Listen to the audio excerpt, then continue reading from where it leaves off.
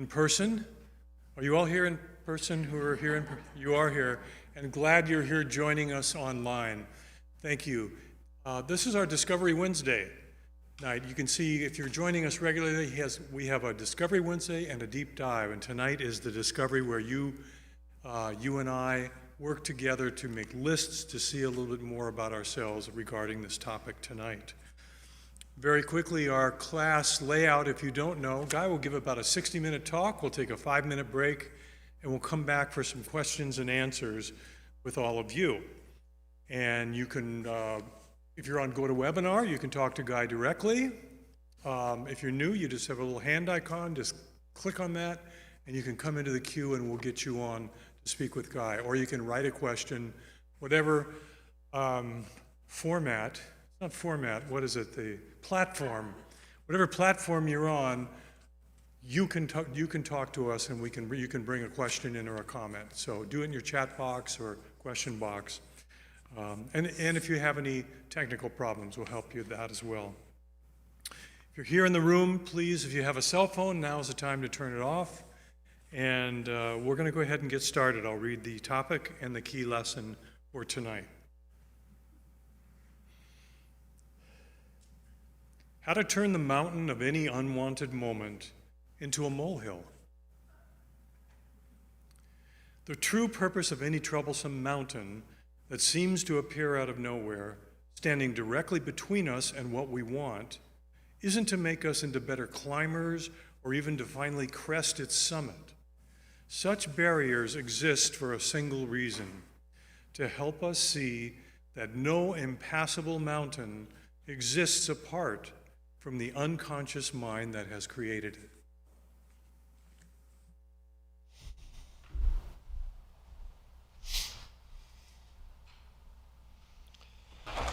Good evening.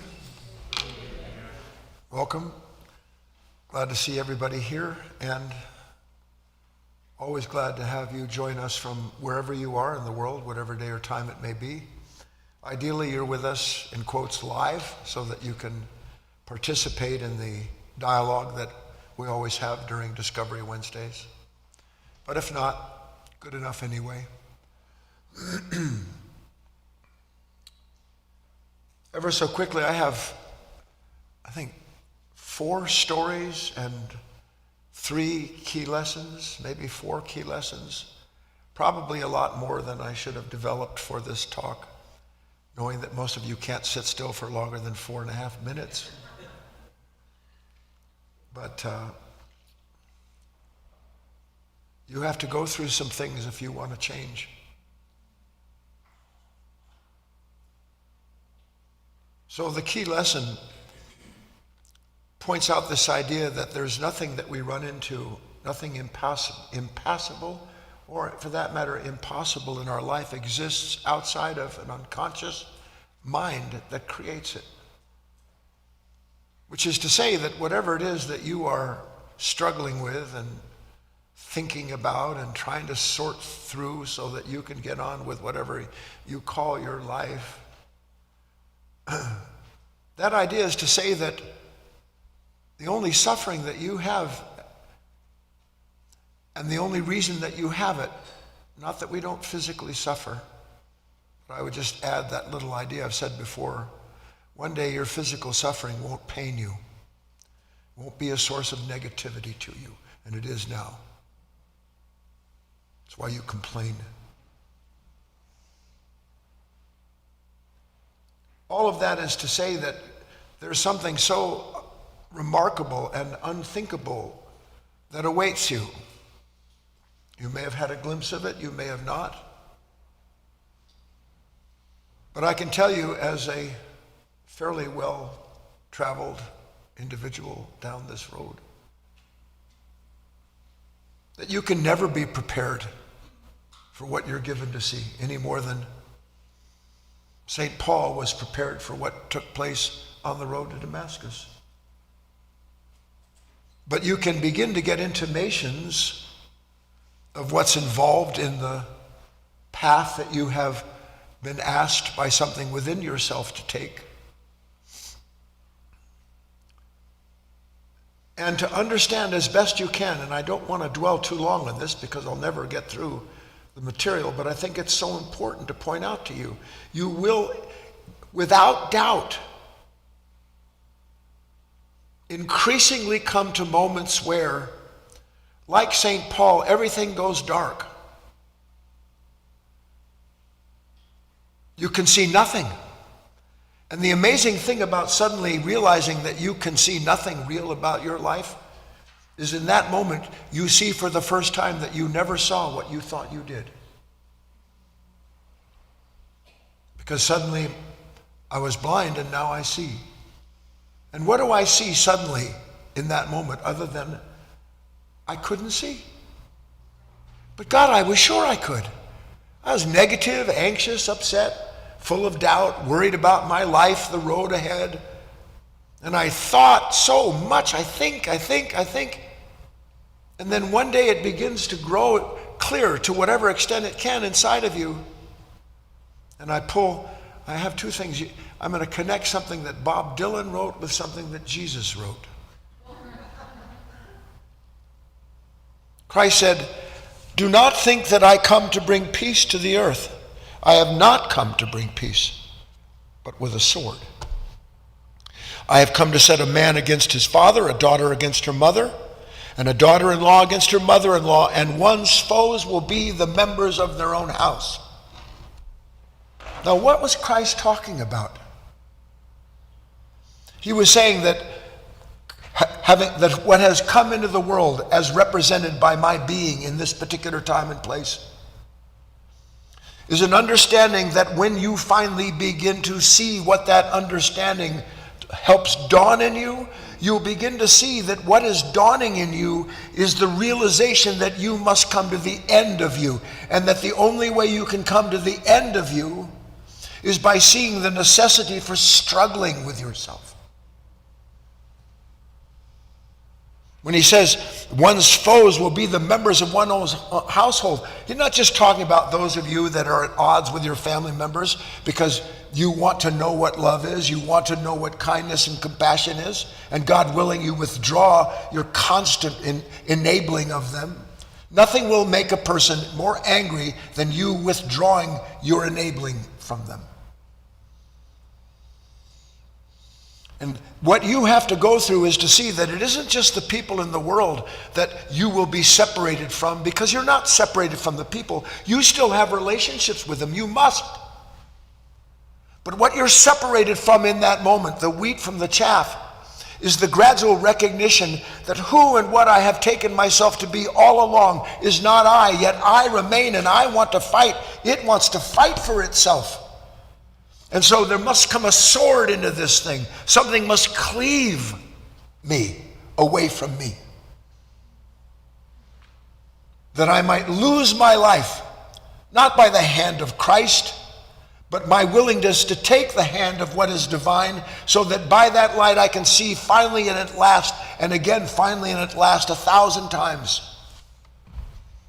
that this constant struggle, these mountains that are always in front of me, isn't a mountain as simple as you getting up in the morning and something going, I don't want to get up. Isn't it? Isn't a complaint a mountain? So that every time one of those mountains appears, you understand that you can either be the one who brings an end to your relationship with it, or you can continue the relationship that the mind that makes that mountain wants you to, so that it can keep your life in its hands. Understood?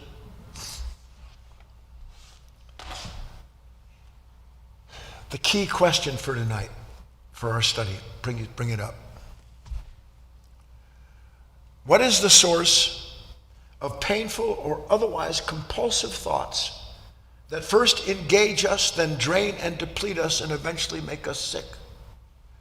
What is the source of painful or otherwise compulsive thoughts that first engage us, then drain and deplete us, and eventually make us sick? What is the source of these mountains? Of my resentment, of my regret, of my hatred, of my violence, of this conflict. What is the source of these mountains? Do you not run into one of these mountains 1,000 times a day? Actually, most of you never get off the first one that you run into. What is the source of these compulsive thoughts? Because does the mountain that is standing in your way, does it exist without the thought that you look at and see in that thought that what you call the problem? So you can't separate the thought about the problem from the problem of thinking and bringing into life through a collapse the reality of what you're afraid of and anxious about. So we have a lot to go into. Let me tell you the first story. And I'll try to go through these as quickly as I can. This is the doctor story. I really love this doctor story. I hope you really love it too. My wife isn't crazy about the acronyms that doctor stories have, but it doesn't stop me. So here comes Christine, our hero. And she is you, she is me. She is every aspirant that has ever decided somehow or other, I want to know, what is this crippling tension in my body about? Why am I all the time on eggshells? What is it that takes place inside of me that's got me so wrapped up? And she says to the good doctor, who represents what lives within you and I, the divine, the good, the celestial doctor, the wisdom. She says to the doctor, I got problems. He says, well, what's going on now? Well, she said, last week, and that's why I'm here, last week there was this meeting. You know, I have a couple businesses. I know you do. Well, in the meeting, this person just kind of stood up and said something that was so antithetical to everything that I was trying to go the other way with, that when the meeting was still going on, I was sitting in my body, but I wasn't in the meeting anymore. I didn't even know what I signed. That's how most people get married. I don't even know what happened. He said, well, that happens. She said, no, you don't understand. Then I got home, and I put my briefcase in the refrigerator.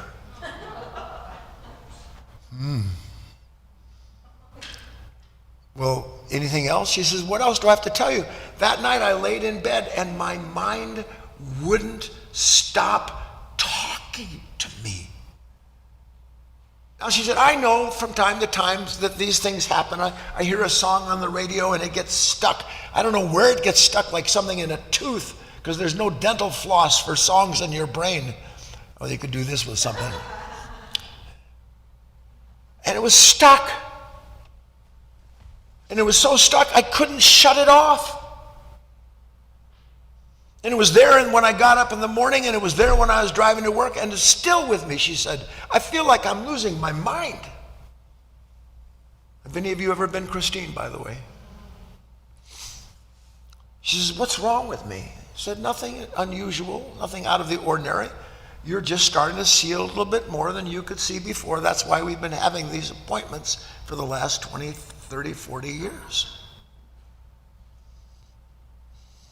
You know what, if you knew what you have been called to do, you wouldn't flinch in the face of time. Because what has called you, what is asking you to do and to be what you have been asked to do and be, if it is true for you, I can't say whether it's true for you, I can speak for myself. It doesn't look out and go, 20, 30, 40 years, what are you kidding? One day you'll understand that you're in this for eternity. Eternity. And the clearer that becomes to you, the more you give up this whole idea of, well, when am I going to finally this and when am I going to finally that? That you would never even be engaged in that dialogue if something hadn't asked you a question that you thought was yourself, failing to see there was anxiety behind the one that asked you the question. Isn't there? He says, I don't think we have to do any tests or anything because we don't have that much time for the talk that Guy's going to give. That's what he sent me the notes. What's wrong with me then? Take a nice deep breath. He said, basically, you're suffering from cystoapatism. Cystoapatism. Remember what I asked you, please? I said, when I say that, there it is. Okay. Cystoapatism. What is cystoapatism, she said. What does it say?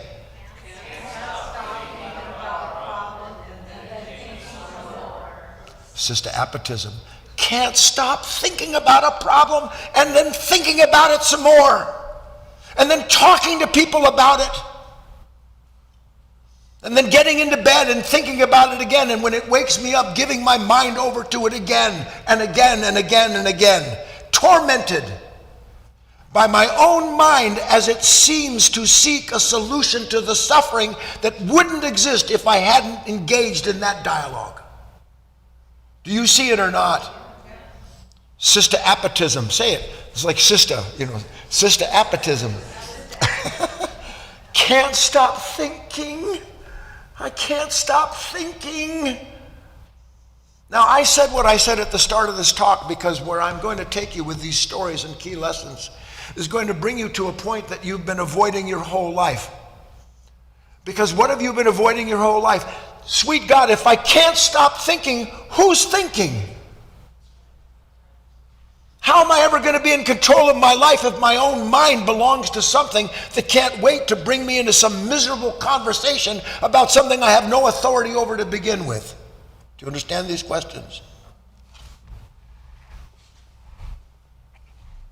Let's bring up the list that we're going to build now. Please. It says,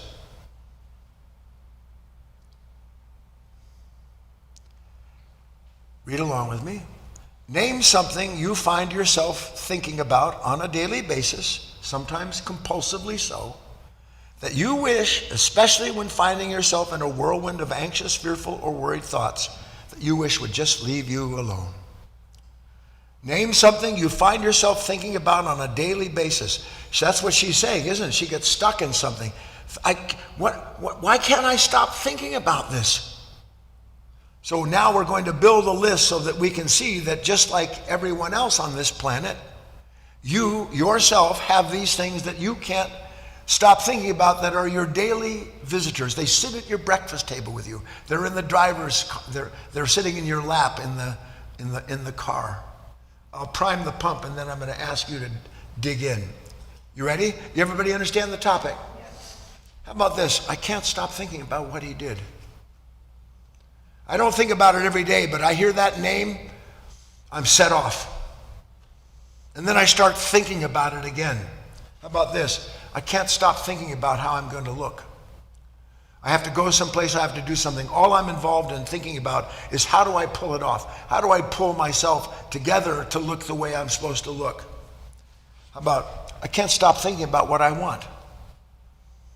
Or I can't stop thinking about what I don't want. And it doesn't matter if I want something, then I start talking to myself about what I want, how to get it. If I don't want something, I get involved in a conversation about how to get rid of what I don't want. Yes or no? How about I can't stop thinking about what my security, my money, my finances. I can't stop thinking about my body. I'm obsessed. Can't stop thinking about food. I can't stop thinking about a pain from the past or a fear that I have about something that may or may not happen. Are you following me, everybody? Now, I'm throwing it over to you. I'll also go on the board and look on the board. Yes, Linda says my health. Mike? Any kind of drama. I can't stop thinking about, he said, any kind of drama. Why he said that or they didn't do this. Do you not think all the time about that, John? What's wrong with the world? I can't stop thinking about what's wrong with the world. And oh, by the way, I love to turn on the news so I can really get agitated. See, this is what you don't see, Terry. What people might be thinking about me. I can't stop thinking about what other people are thinking about. I saw them whispering and laughing in a restaurant. I don't know them, but they could be talking about me. Jane, the attempted assassin. I can't. Jane says the news, basically. Paul, how much I can't stop thinking about how much I have to do. How many of you can't stop thinking about all the things that didn't get done or that have to get done? Yes or no? In the room, please. Chris. I can't stop thinking about what to do about my physical pain. That's what, yeah. I can't stop thinking about how to get rid of my pain. Are my thoughts for health the way they seem, or are they against the pain I'm in? So in other words, I can't give up the resistance I have to my pain that is exacerbating and accelerating the pain that I'm in. This is what I want you to see. This is why there has to be a sword. Because you actually believe that when you're talking to yourself, when you're having a conversation with yourself, you actually believe that you're trying to solve a problem. You're not trying to solve a problem when you're having a conversation with yourself. You're having a problem confirmed so that then it can give you the thing that you need to do and think about on the next level to get rid of whatever's lashing at you. In the room, Barbara. Making the right decision. I can't stop thinking about the decision I have to make or that I made. And isn't that extraordinary? I sit and revisit a decision that I made 5 minutes ago or 50 years ago, and I'm still thinking about it. Roger. I can't, well, that's, we know that, Roger. He said, I can't stop thinking about myself. We'll get to all of that, because in the end, that's all this thinking is about. On the board, Robert says, I can't stop thinking about having a good night's sleep. Is that an oxymoron or not? Please see it. I lay in bed, why can't I sleep? Let me see. Oh, I know why you can't sleep. Because you believe the part of you that's fighting with the fact that you can't go to sleep actually wants you to go to sleep. It doesn't. It wants you to continue making something out of nothing. Because that's what all of that is.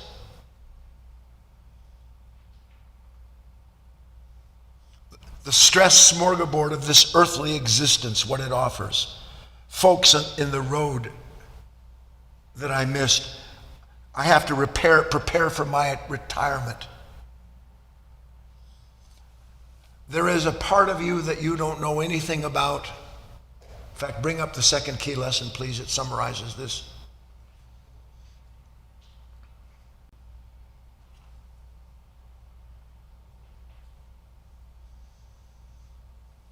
Read along with me.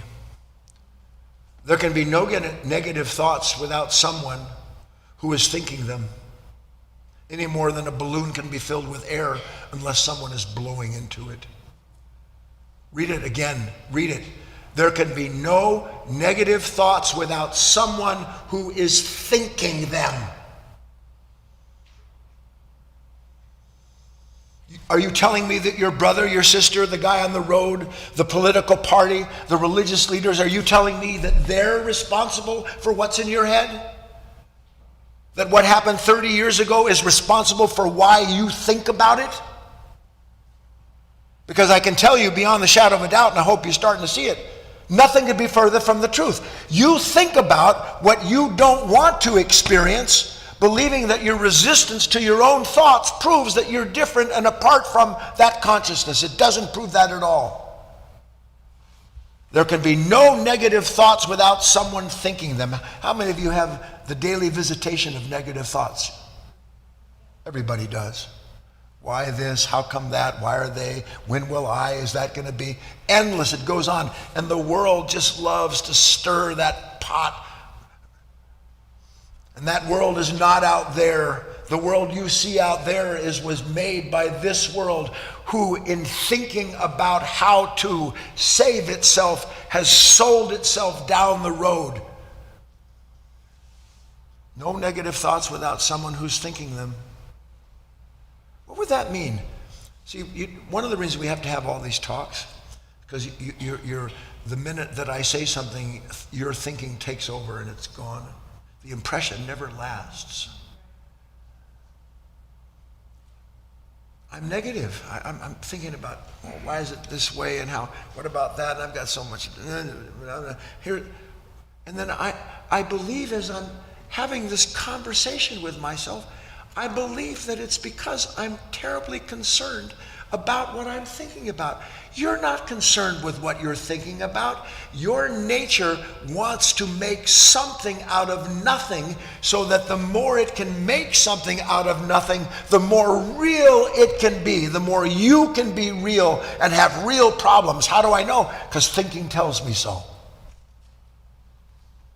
My own thoughts convince me that the only solution to this suffering is somewhere out there.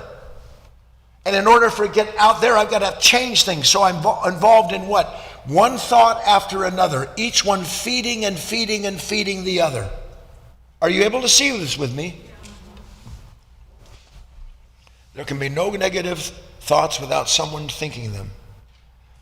Do you, look, I was trying to, let's see, that would mean if I'm negative, if my mind is wrestling with him, her, this and that, it would mean that I'm not really wrestling with him, her, and this.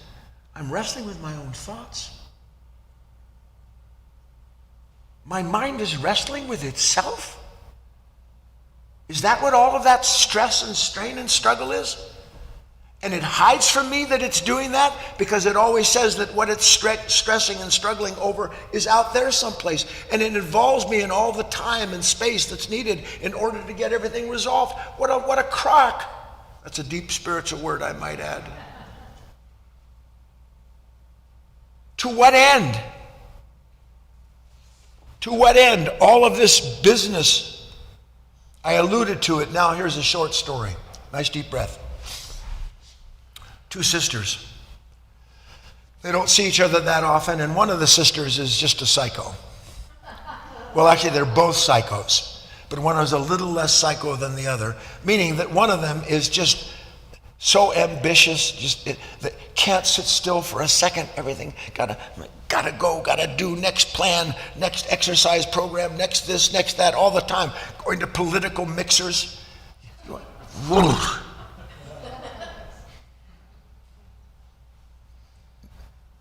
Deeply involved. And not a lot of fun to be around. Because it doesn't matter what you say to her. She'll just take what you said and turn it into something that refers to her, and then to something she's going through, and then you get to listen for 20 minutes to someone else talk about themselves, when you just want to talk about yourself. She goes to see her sister, having avoided her. Nothing wrong with that, I might add. For a few months, and her sister's chill. I've never used that word in a talk before. You all know what that means, sister's chill? You're with it then. Sister's chill. She said, are you okay? Are you sick? No, not at all. Really? No, I actually feel pretty good. And she's waiting, the one sister that's looking at her, waiting for the shoe to drop. But it doesn't. She sits there and pours a glass of wine. She leans in to actually listen to what her sister's saying. Finally, she can't take it anymore. She says, what happened? You're like not the same person. You're always so, what happened? She says, well, it's hard to put into words. Actually, it's impossible. You have to actually see it, and I don't think you do yet, with no offense. She says, well, tell me what it is. All right, I told you. I got tired of trying to make something real out of nothing. I got tired of trying to make something real out of nothing. That is the description of all thought besides practical thinking. It's the attempt of an unconscious nature to constantly meet something that disturbs what it is. What was the key word from Sunday's talk? Do you remember it? Identifixation. Something disturbs the identified and fixed mind, and the minute it does, that mind threatened by whatever it is that impression may be, it has to begin to figure out, listen, what to do to isolate, insulate, or control the condition that doesn't exist from what outside of what it's identified with. And then it starts talking. And it talks, and then you listen, and then you answer back, and it keeps talking, and the next thing you know, you're deeply involved in a conversation over something that only exists because you had an unconscious reaction to something that took place in your life, and now it's trying to settle that problem with thinking when the problem began with being identified with a thought. Please, do you see it? Bring up the third key lesson, please. I love this key lesson. You have to think about it. Read it with me. Something from nothing is still nothing. And that includes any sense of self derived from thought. Something from nothing is still nothing. Haven't you ever seen how much you make out of everything? And you can't make it enough. You can't wait to talk to people about what it is so that it can be more and more real. And the more real is the pain that's produced by a mind resisting its own content, the more real it feels, not you, but you identify with it, do you not? And the more you identify with it, what happens? The more you identify with it, the more you try to free yourself from it. The more you try to free yourself from it, what happens? The more engaged you are in that conversation. And the more engaged you are in that conversation, the more tributaries there are of different kinds of torment connected to associated thoughts and feelings that can't wait to grab you and take you on the next leg of that journey into nowhere, making something out of nothing. Now, I just stop for a second before I go into the next story.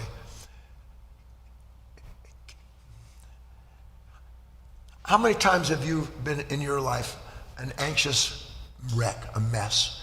You can't count them. Yeah.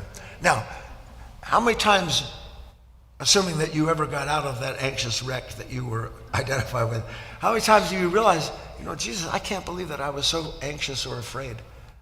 For what? For what? Why would I? How come I couldn't see that it was what do they call it? A storm in the... A tempest in a teapot. If we clap, maybe Chrissy will come up and sing that for us. I'm a little teapot, short and stout. Here is my handle, here is my spout. When I get all steamed up, watch me shout. Hear me shout. Just tip me over and pour me out. One day, and you'll do it without judging yourself, you'll start to see that's all your mind does is talk to itself in order to make what it's talking about important, critical, vital, and the more important, critical, and vital it is that you're talking to yourself about, the more real the one who is identified with those thoughts feels. But there's a problem with that, isn't there? Why does that have to keep going? You know those, I want you to get a little one. You know those blow up animals, men that's in car dealerships? Windsocks. What? Windsock. Windsock? I don't like that word. I'm not going to use it. Windsock. That man that sits on top of a fan, right? That plastic rubber man, he sits on top of a fan, and the fan keeps blowing up, and the air is allowed to come out. But while the wind's doing that, he's just flying all over the place, isn't he? Now, at night, after the store closes and they unplug the fan, what happens to the man?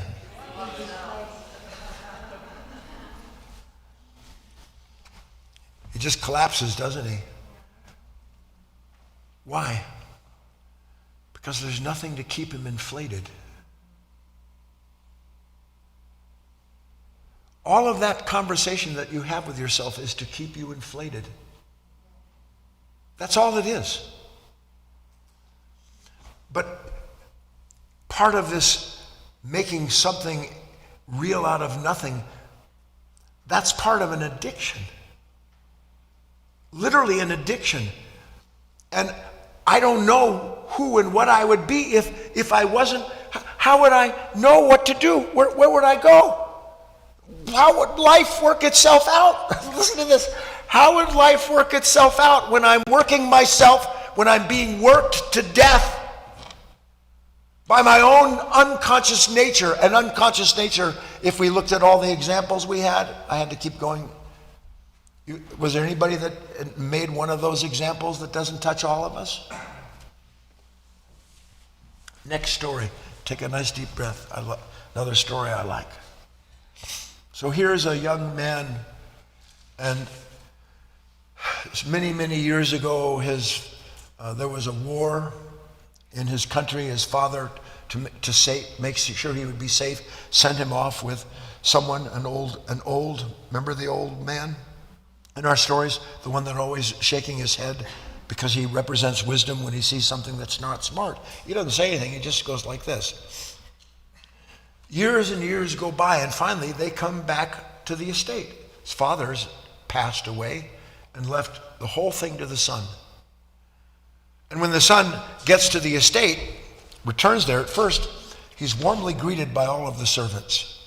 Oh, sir, it's great that you're back, so nice. And he walks in the house, the place looks like a pigsty. And he says, what is this about? Well, we didn't know you were coming. And he doesn't want to get into a fight with anybody, so he thought, well, if they didn't know I was coming and now they can straighten it out, all that's good. Making deals already talking to himself.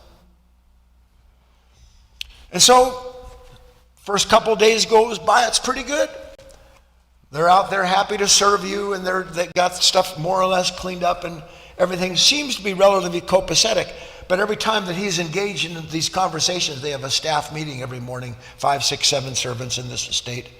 The old man is sitting there, and he's always shaking his head as he's watching this young man who inherited the estate go through the iterations that he is. Because, for instance, one night, the young master is awakened from his sleep, and he hears all this noise. He gets up. You can see him walking with a candelabra. I don't know what there's no lights yet or whatever. And he goes down, and what do you think he sees in the main room? Party! All the servants, and I guess all of their friends. Mud on the floor, his food spread out on tables, wine bottles empty from his wine cellar. And he walks in and he goes, what is this all about? Because he almost said a word, because he's angry. And not the head servant, the old man, walks up and says, it's okay, master, it's okay. Listen, just give us another hour. And then we'll have everything cleaned up. Just give us another hour. The mind says, just give me a little more time. Just give me a little more time. I'll get this straightened out. And the coward that the young master still is, and you'll understand why he's a coward at the end of the story. He's all right, but just keep it, keep it down. Holy God, in my house. He goes back upstairs. Next morning he walks up thinking everything's going to be clean. Is it cleaned up when he goes downstairs? He calls a staff meeting. And he says, what is all of this about? Well, we were too tired, but we'll get to it first thing today. Now, every time that he's having the conversation with the servants, do you understand we're talking about you in your mind? Every time the old man's sitting there going like this. And it gets worse, because they're supposed to take care of the problems in the house, but now they're coming to him and telling him about the problems. Like he should get more people to do the things that they're not doing. Do you understand we're building on this? Finally, the young man, tired of looking at the old man, shaking his head all the time, because he knows, just like you do in some way, he knows what's going on. And finally goes to the old man and says, what are you shaking your head about all the time? I'm getting tired of looking at you shaking your head. The old man says, do you understand? This is your father left you this estate. I know that. I know it belongs to me. Do you, sir? He said. Or is it only in name, sir, that this estate belongs to you, and that you deceive yourself every day, sir, believing that it's your estate while everything in your estate is running rampant, stealing from you, ruining things, destroying your property? Is it really your estate, sir? Now he knows, just like you do. He's starting to back up. What are you saying? It's clear. He says, don't you understand? You're the rightful heir. You're the rightful heir, and you have the right to keep people who steal from you out of your house. What would you have me do? He said to the old man. What do you think the old man said? Throw them out. Throw them out. Now you're this far with me, aren't you? Throw them out. Say it. Throw them out. The young master looks at the old man and he says, well, who's going to turn down my bed at night? Who's going to wake me up in the morning? Who's going to tend to my estate? Make sure that my plans are all listed for me every day when I get up. Who's going to do that for me if I throw all of these people out? That's where you are.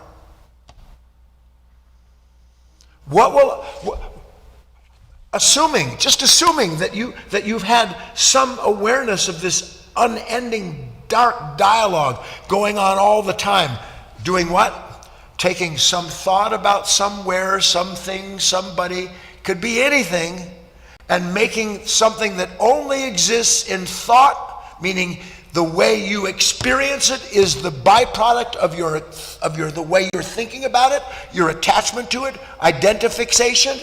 Isn't that the real problem with moments that challenge us? Is that I'm identified that it shouldn't be this way or it should be that, and the next thing I know I'm in conflict and I'm fighting, and I believe that I'm fighting to save myself and my life, when I'm not fighting to save myself at all. I'm being drawn into a fight that keeps an unconscious nature alive and me identified with it.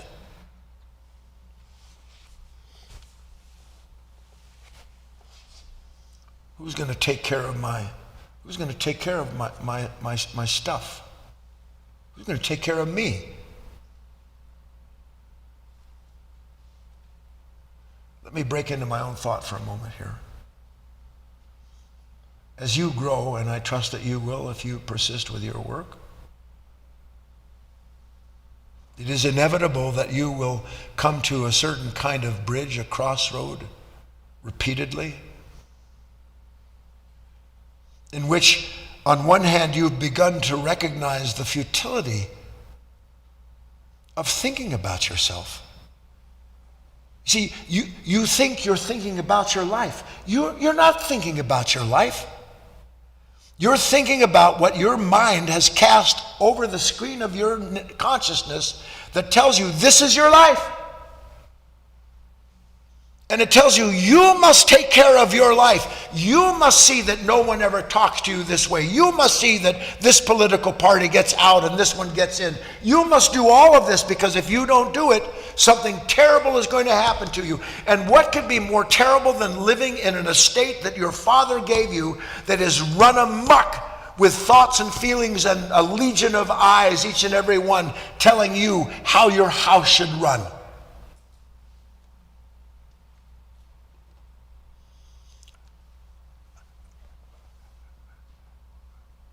What do you talk to people about other than what you talk to yourself about? Please? Isn't that what you talk to people about? This is how it goes. You're having a conversation with yourself and it's not going that well. With God as my witness, because every conversation you have with yourself is bred from conflict. So as I'm having this conversation with myself, I'm getting bugged, disturbed. Even if it's something I like, I want somebody to confirm it. And the next thing I know, I'm in a conversation with someone else about what I couldn't conclude on my own, but I don't care anymore because I can just keep going down that road and have another conversation and another conversation and another conversation. True or not?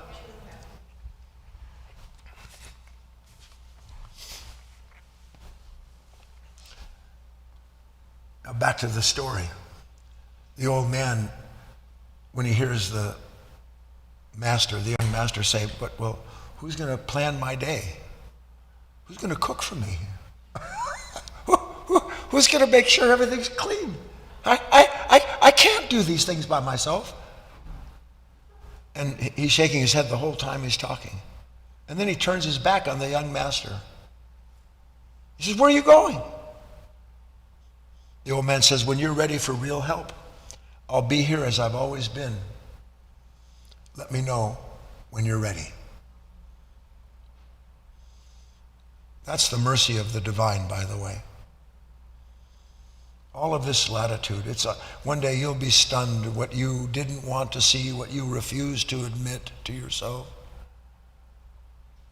This incessant lying going on inside about why this is that way and what you have to do and why it's so important. All of that to keep in place an estate that has been run over by a host of lying thieves. So what do you think the exercise is going to be? I still have one more story to tell you. I have time. Good. What do you think the exercise is going to be? Come on, anybody? Well, how about I have to catch myself in the midst of an interior dialogue making something out of nothing? That would be novel, wouldn't it? Would you keep, if somebody came to you and said, look at this, and they're doing this with their hands, and nothing's there. And you see how this is, look at that. And then there's this, ooh, that is fantastic. And you know you're talking to a lunatic, don't you? Yes or no? All this, and they're astounded with what they're telling you they've made. That's what's going on.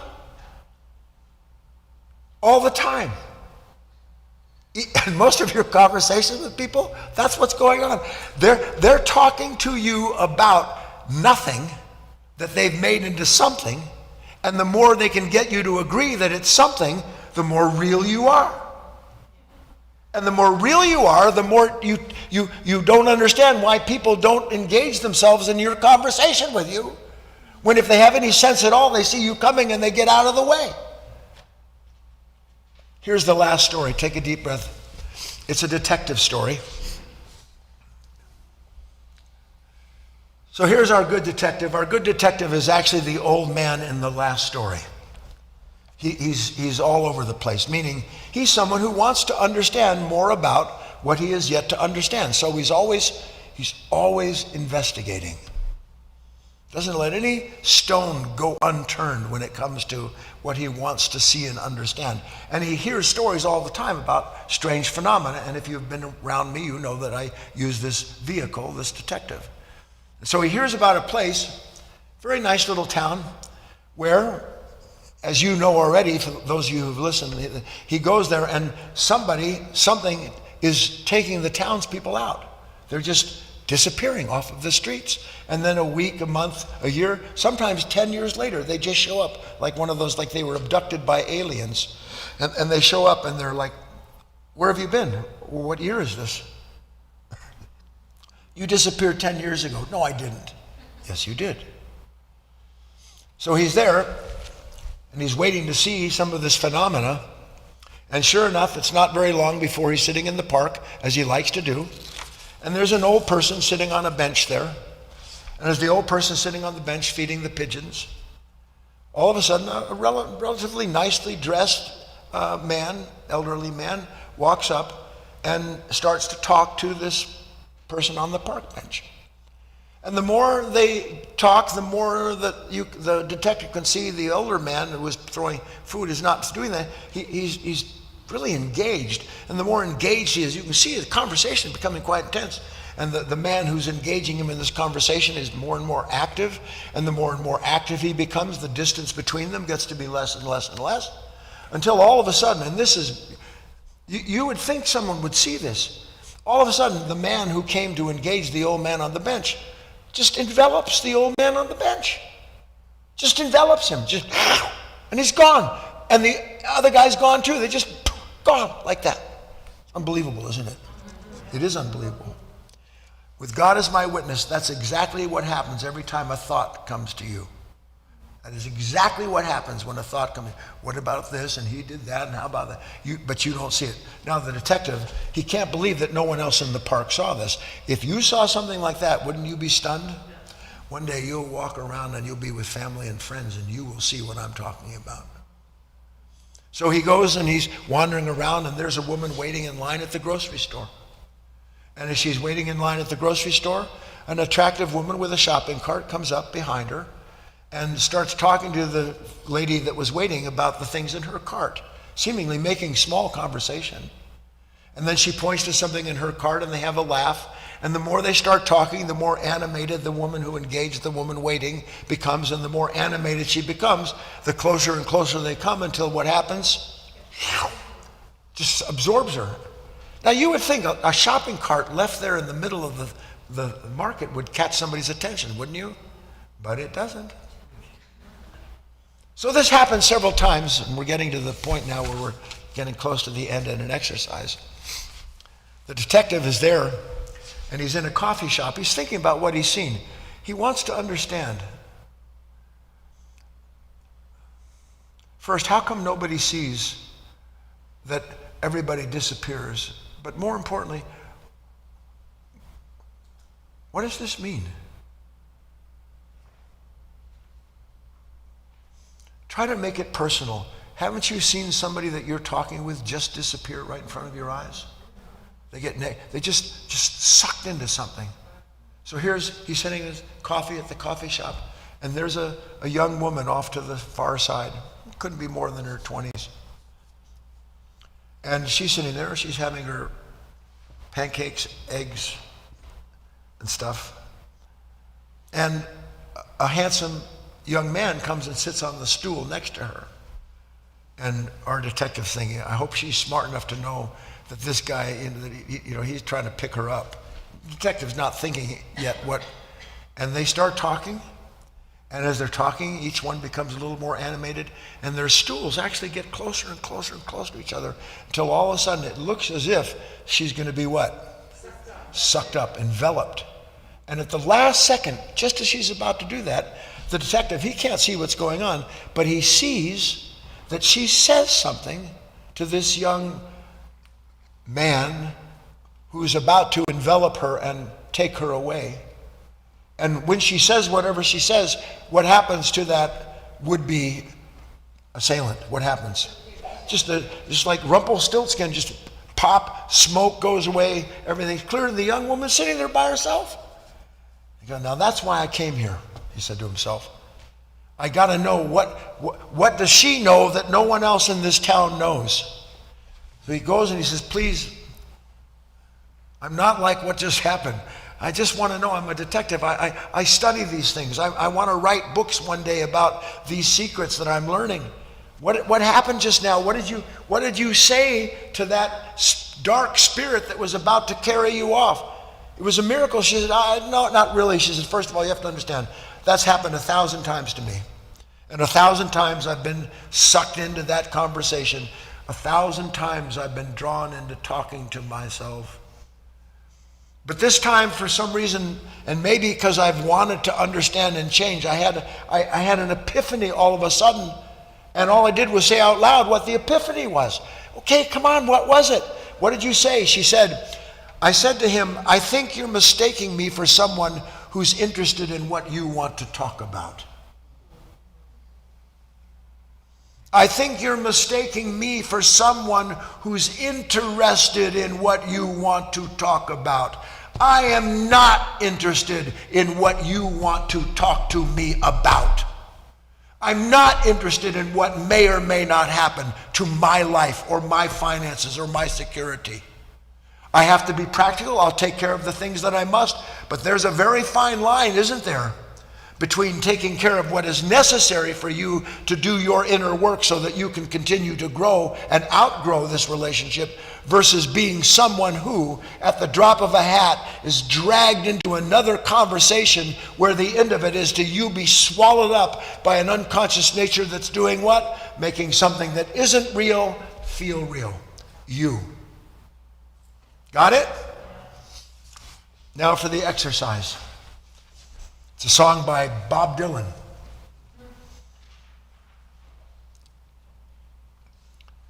Listen to this lyric. You say you're looking for someone who's never weak but always strong. Do you know the melody? You say you're looking for someone who's never weak, always strong. You say you're looking for someone who's never weak but always strong, to protect and defend you whether you are right or wrong. Someone to open each and every door, but it ain't me, babe. It ain't me, babe. I'm not here for you. to listen to what you say and think and tell me is required of me in order to be a whole and happy human being. I'm not here to open the door for you. Remember the master, the young master and the servants? I'm not here to protect you and defend you. Do you understand that when you get angry and negative and impatient, do you understand that you have been dragged into an act of protecting something that is so identified that it has brought up all of this resistance? The next thing you know, you're actually protecting what you're identified with and fixed on. Can you see that? It ain't me, babe. You got the wrong man. You want to talk? I'm not going to talk about that. Now, this is interior. You're seeing, you're laying in bed. Your mind says, oh, I want to sleep, I want to sleep. It ain't me, babe. All of that belongs to a certain level of consciousness that cannot wait to engage you in some form of conversation about it, so that the more engaged you become in the conversation, the more real the conversation makes you feel. No, no, no, it ain't me, babe. It ain't me you're looking for. It ain't me you're looking for. What a nice day it is when there you are and something comes and starts talking to you and you understand, you know what? I'm not the one you're looking for. It ain't me, babe. Take your business elsewhere. And incidentally, it has to do that. It can't do anything other than that. When you understand it's your house, and I'll finish with this, it doesn't mean that just because you say, because some of you will probably go, it ain't me, babe. You know, hey, I get it. That's the best I can do. I start to feel the thing going on, and I start to realize something's trying to make something that's nothing into something.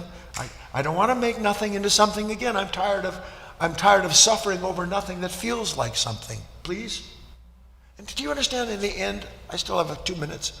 Do you understand in the end, everything is nothing that appears to be something? In the end, what tell me something that isn't nothing in the end. Everything is nothing in the end. Everything.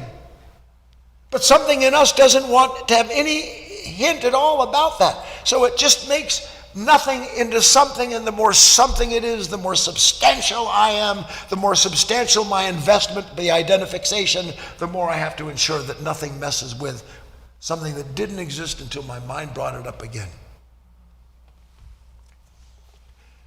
I think you're mistaking me for someone who's interested in what you want to talk about. Now, here's the last part. This doesn't mean that you're going to be able to just do what the young master finally was able to do. How are you going to throw out these thoughts that are your best friends? All the instruments and all the content carried over from millennia, not even yours. You can't yet, even as Christ said to his disciples, you can't cast these out. How are you going to cast these out? Before you can cast them out, you have to catch them. And before you can catch them, you have to suspect them. And before you start suspecting them, you have to get weary of suffering over all the time trying to make something out of nothing. And the more you see that all that conversation, all those fears, those worries, those doubts, the more you see all of that is something is nothing that something wants to make into something real, the more you see that, the more you'll begin to pull back, draw back just a little bit, draw back just a little bit, and you'll create the separation from the wheat and the chaff. You'll start to see it more. And the more you see it, the more you will be inclined to say, as all of the heroes did in our stories one way or another, find someone who's interested in what you want to talk about, because I'm not interested in that. I'd rather sit here and be present to myself than be punished by what you say happened or may happen. Got it? Let's take a break.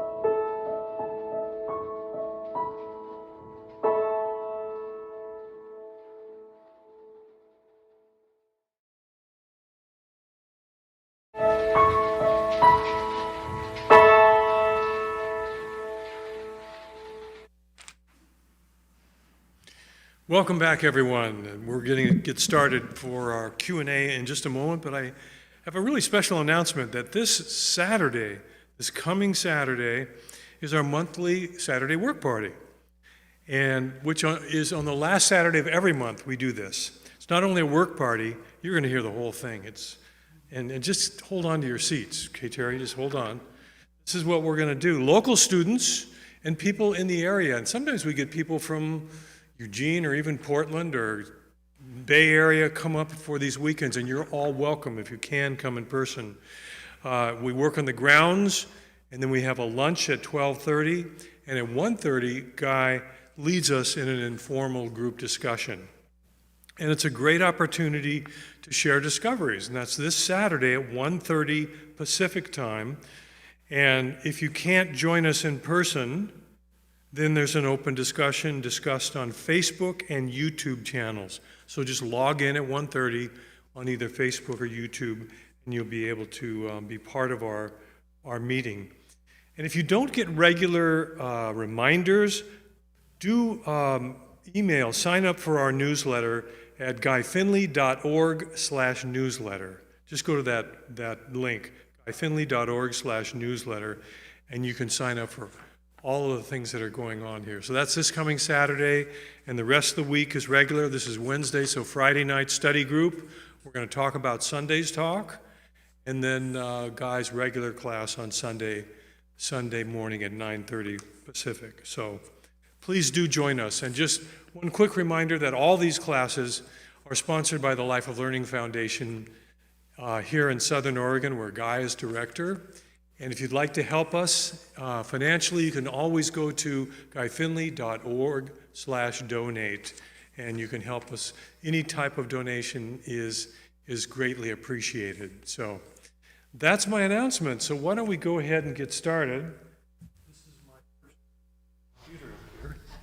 I have a red shirt, I can see.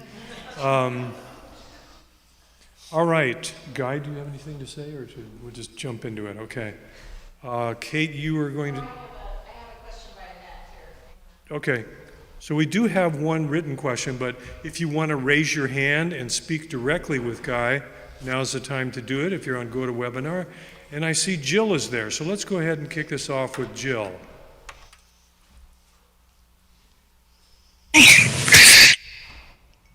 Hi, Guy. Hi, everybody. Sorry, Jill, volume was crazy. Hi. Yeah, I heard some static or something. Yeah, that was the people in the room screaming.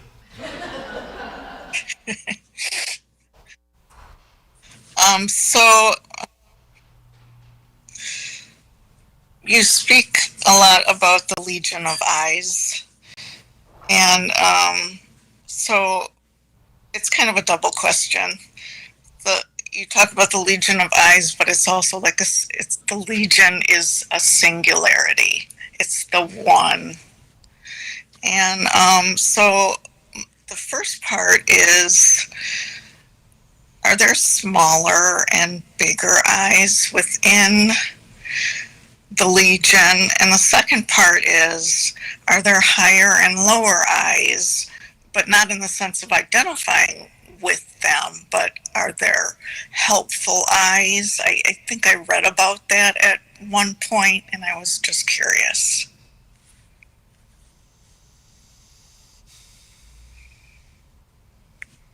Well, we can look at this, Jill, through the lens of the way your question was formatted, which would just create more thoughts and more parts of myself that want to understand those eyes when something happens, or we can do what this work is about, Jill.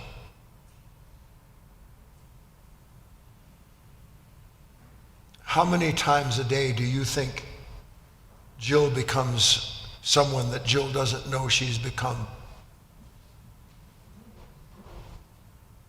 How many times a day do you think you're sitting at your desk and you see an email report, you get a phone call, and virtually without a seam, suddenly this Jill, that should be this under these circumstances, or that needs to be like that under those circumstances. And then no more does she get involved in beginning to think about what she needs to do than her thinking tells her, yeah, but you can't go that far, which is another I, another sense of oneself, another conversation born of the first conversation. And then it just goes on and on and on. Just this endless iteration of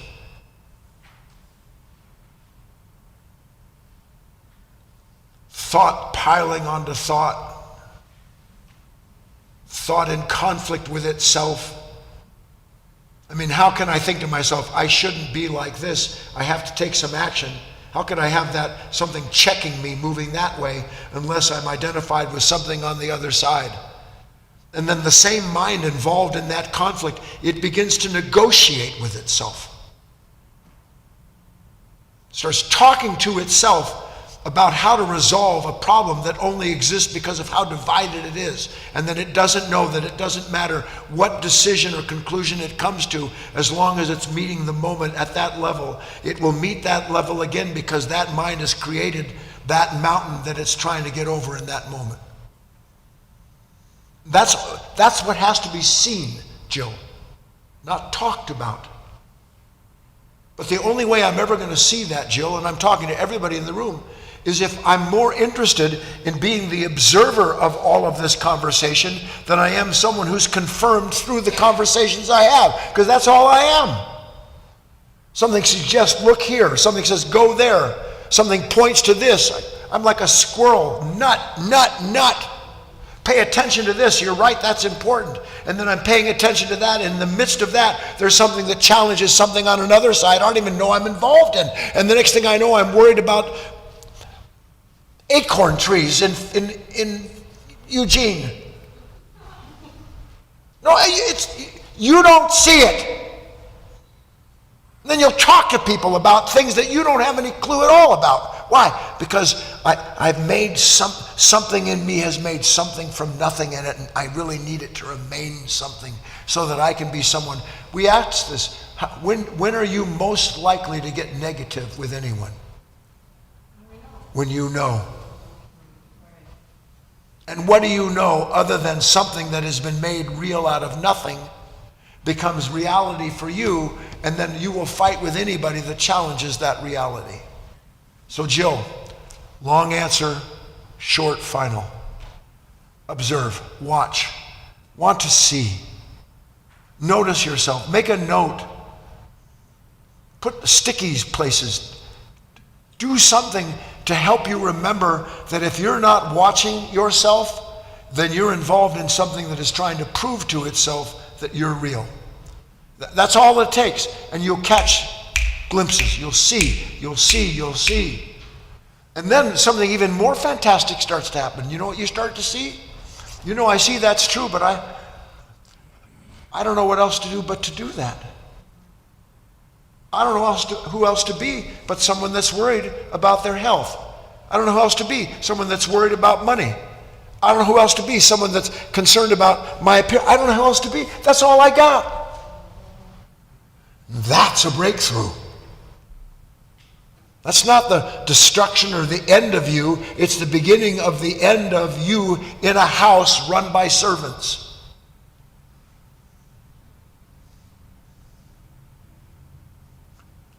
You can do it. As long as you don't have an idea what doing it is. You can do it. You just mustn't have an idea what doing it is. Think in terms of seeing as your success.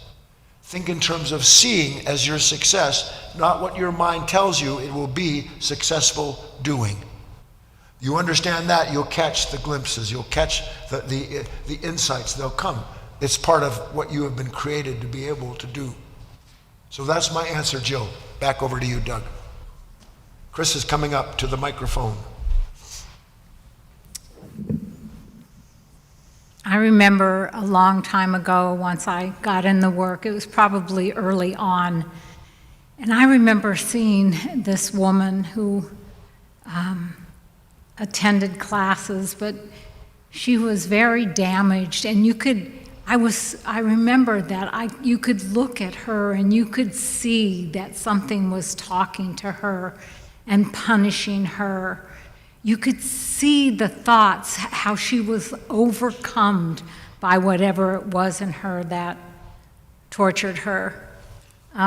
Recently, maybe a week ago, I was talking to my sister, and she went off on something that her stepdaughter did, and how she was so wrong and how she was going to punish her.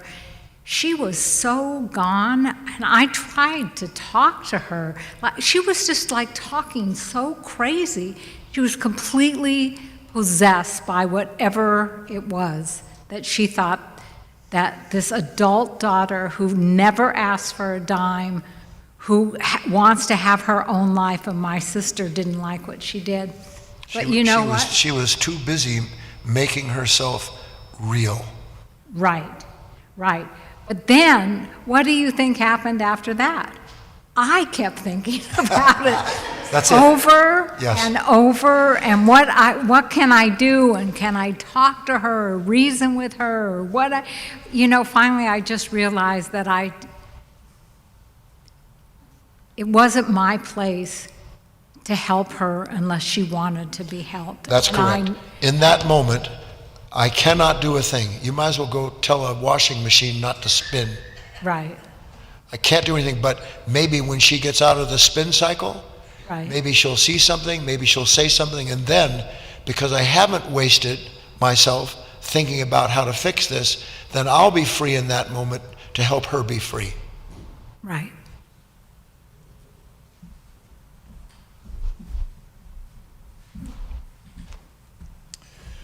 All right, we have Tony in the queue, and Tony, you wrote a question, so we're going to go ahead and you can ask your question to Guy directly. Oh, thank you. Hi, Guy. Great to see you. Hi, Tony. You're the only person I can seem to ask these questions of, so forgive me. But, not seeing, not doing, but being is I don't know, seeing around you and feeling somewhat, I hate to say it, but the word superior. How do you avoid this superiority complex? And does this have to be alone work? Why does it have to be? So, I don't know. Can you tell me what I'm talking about?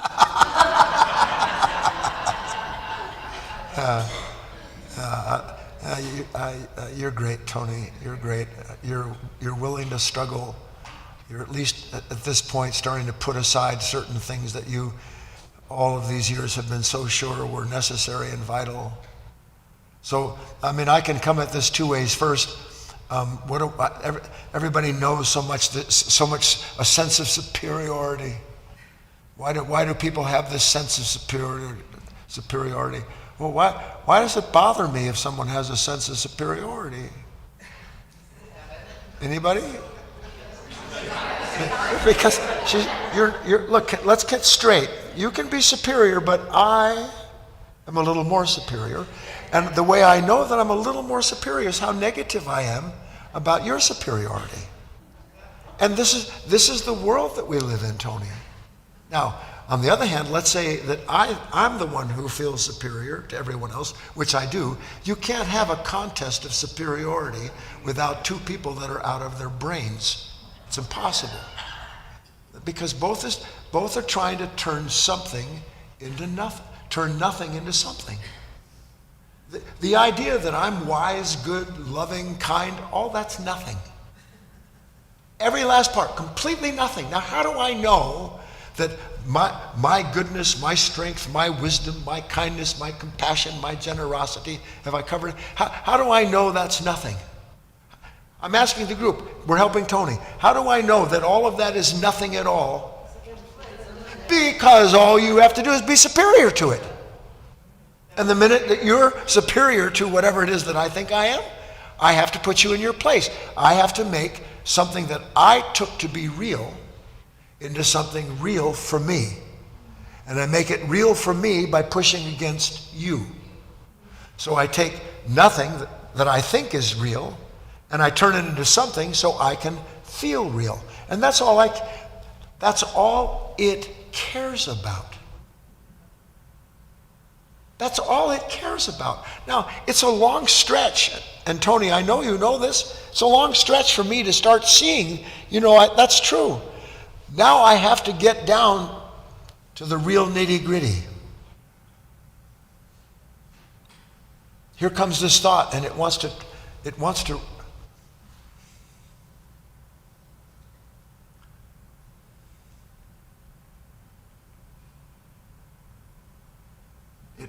just do it again. That's really what it boils down to. It wants to just do it again. It wants to think about, listen, what it says it's thinking about, when what it's thinking about is itself. That's what it's thinking about. The truth is, please help me, that's all it can think about. Because the only thing it can think about are its thoughts. But it doesn't think that it's thinking about its thoughts because it believes that its thoughts about something aren't the thing it's thinking about. It actually believes that when it's thinking about something, it's actually thinking about that. It's not thinking about that. It's looking at the content of its own imagination, its own mind. It's looking at the thought it's got. The thought's already stuffed. Do you understand that? Do you understand you have stuffed thoughts? Your thoughts are stuffed with what? Me. And I want a big plate of it. I have to see that, because if I start to see that, I don't worry, Tony, about whether somebody's trying to be superior or not. You know the emperor, are you still there, Tony? I have to meet her. Okay. Yeah, I'll do it. We'll see Oh, There she is. okay, I'm back. Yeah. Do you know the story of the emperor's clothes, Tony? Of course. Yeah, this is what we're talking about.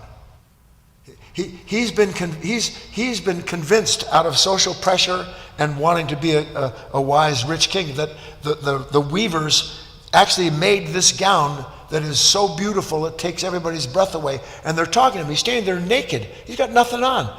You look marvelous. You look fantastic. This is what the mind does. It's got nothing. And it's talking to itself about all it's got. You're fantastic. And people that don't recognize how fantastic you are, the hell with them. No, it's the emperor's mind.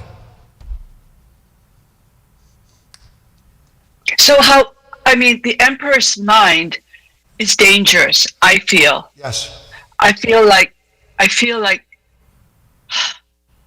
oh my gosh, how? I don't know. I get it, Tony. I guess somebody has to do it, right? I can feel, yeah, because here's the problem. I can see, and Tony can, as you can, to the extent something in me wants to take nothing and make it into something. The emperor's mind, it wants to be dressed in what it says is real so it can feel real. But I don't know what else to wear. I don't know what else to put on. And that's why I said to you at the start, hope you were at the start, Tony, Christ said, I don't come to bring peace into this world. I come with a sword to separate. Separate what? This false nature, this nefesh, this animal soul from the ruach Adonai, from the breath of God, from the true spirit. And it's not cleaved easily. Do you think it's just done? It's not done. I have to participate in the revelations that prove to me somehow or other I have to be more involved in my own life, watching my own mind as it keeps trying to make me into something it needs me to be so it can feel real and continue itself. That's it. It's beautiful. Okay, good, Tony. Nice to hear from you. On we go, Doug.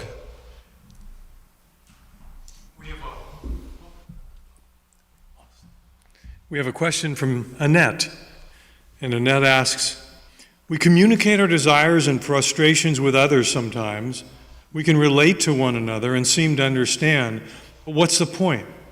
Is it draining for ourselves and others?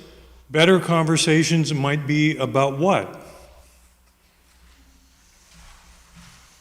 Annette, This is important for you to understand, as it is for everybody in this room. Any conversation that starts like this is to be recognized as an enemy to your soul. It starts like this. What's the point? You'll hear it 1,000 times. What's the point? I'm still angry. I'm still greedy. I'm still a pig. I'm still a dog looking at its bone. What's the point? I'm obsessed. I'm compulsive. And that's something in you taking something that is nothing and making it into something real. And what's real in that moment comes out of you letting your mind judge you so that it can have the sense of being without hope, so it can be filled with despair and then take you down the next road. The labyrinth, the tricks of the devil are endless. They're endless. And humanity has suffered enslaved under this unconscious nature for millennia.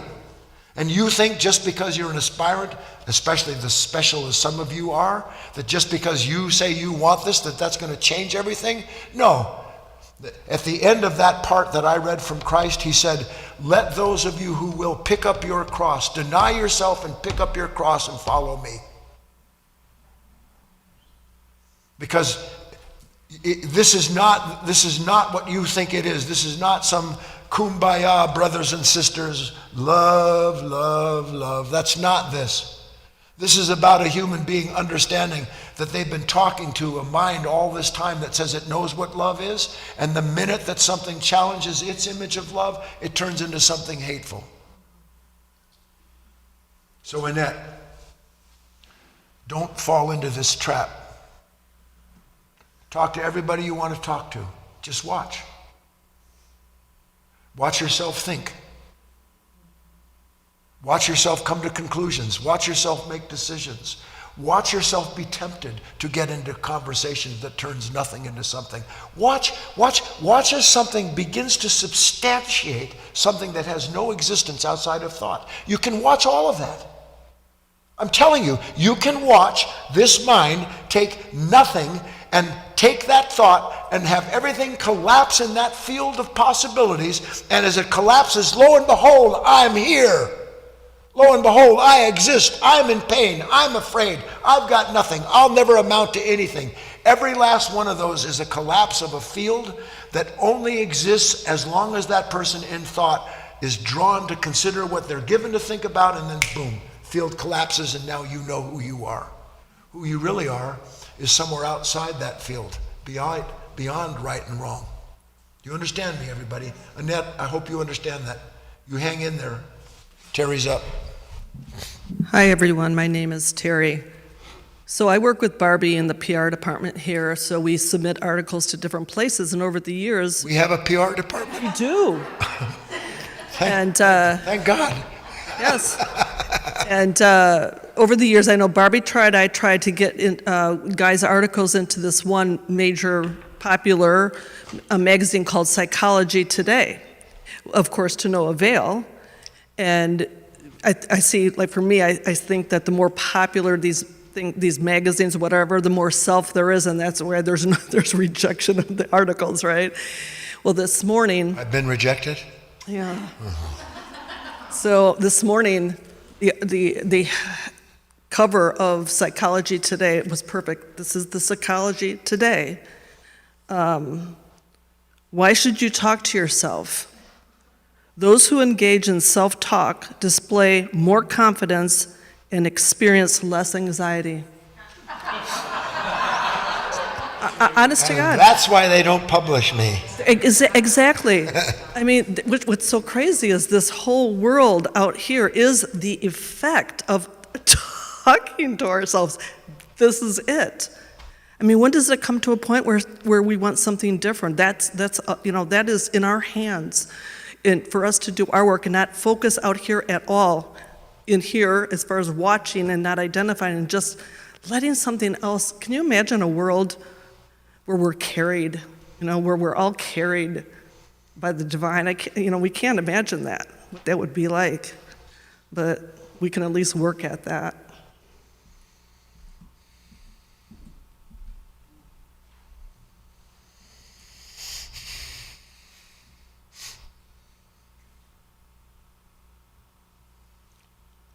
There was a song by Billy Preston. What was it, Bab? I think it was nothing from nothing means nothing. Nothing from nothing means nothing. You gotta have something if you want to dance with me. Just be willing to see with eyes that aren't jaded by the thoughts that react to what you see. That's all. And the clearer you're able to do that, the more concise you will understand what's taking place in this conditioned mind. And you will, by your own effort to see, be freed from what you could not see before, that you had become so caught up in trying to make something out of nothing. Will you remember that idea anyway? Okay. Good night.